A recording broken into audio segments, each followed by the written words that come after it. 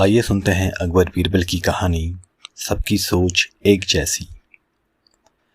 एक बार राजा अकबर अपने दरबार में किसी खास विषय पर चर्चा कर रहे थे।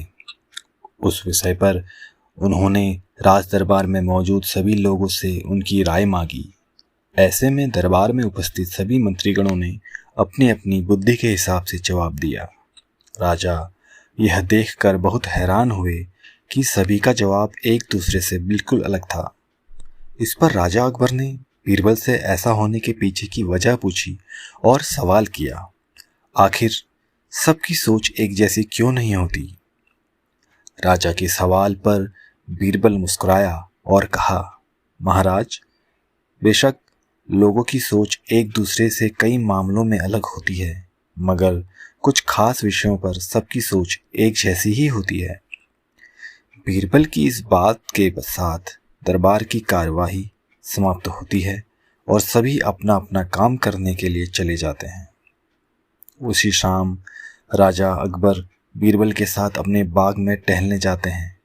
तब वो दोबारा वही सवाल दोहराते हैं, बीरबल, मैंने तुमसे पूछा था कि सबकी सोच एक जैसी क्यों नहीं होती? इस सवाल का जवाब दो मुझे। इसी के साथ एक बार फिर अकबर और बीरबल के बीच इस मुद्दे को लेकर बहस छिड़ जाती है। जब लाख कोशिशों के बावजूद राजा अकबर को बीरबल की बात समझ नहीं आती, तो वह अपनी बात को समझाने के लिए एक युक्ति निकालता है। बीरबल कहता है, महाराज, मैं आपको साबित कर दूंगा कि कुछ मामलों में सबकी सोच एक जैसी ही होती है। बस आप एक फरमान जारी कर दीजिए।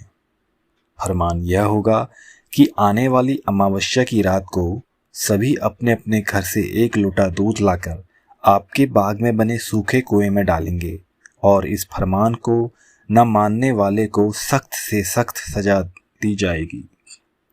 वैसे तो राजा अकबर को बीरबल की यह बात मूर्खता वाली लगती है, लेकिन वह बीरबल के कहे अनुसार शाही फरमान जारी करवा देते हैं।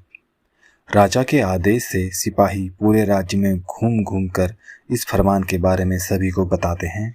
राजा के इस फरमान को सुनते ही सभी में एक बात को लेकर चर्चा होने लगी कि सूखे कुएं में दूध डालना एक मूर्खतापूर्ण कार्य है।